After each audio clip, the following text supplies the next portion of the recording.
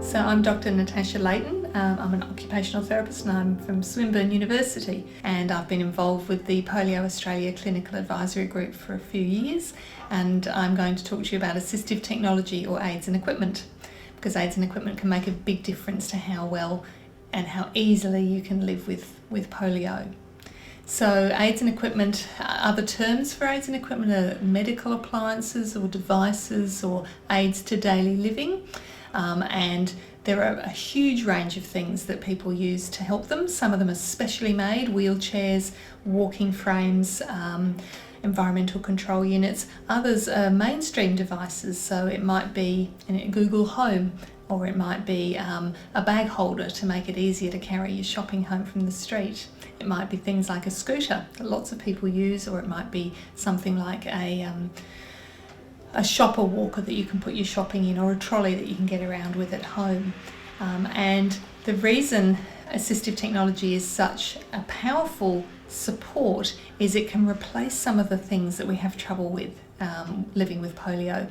So our body structures and functions change. We might not be able to grip things as well, lift things as well, balance can change, gait or being able to walk well can change. It can also be difficult to physically handle tasks in the way that we used to, or just living with the fatigue and having to conserve energy can change the way we do things.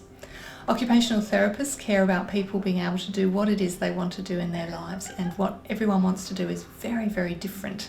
But usually there's a piece of equipment or a strategy or something that can be done to make it a little bit easier to keep going with things that really matter to you. It might be a matter of finding a device that will enable you to have less of a load or difficulty in your life. It's important to find devices that will fit into your environment or your lifestyle. People who use things like a walking aid need to be able to get it in and out of the doors at home, and also to still carry their handbag, and also be able to fold it to put it into the boot of a car.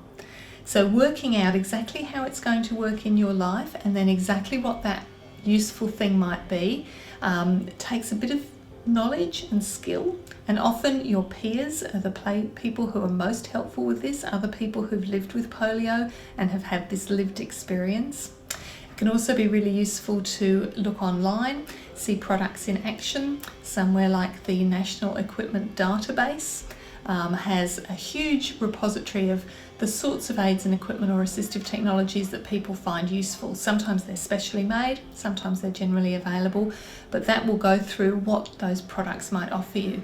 A shower seat in your shower so you don't have to stand up, a handrail to grab onto, a spinner knob in your car so it's not so hard to use your shoulders and to turn and manage the steering wheel.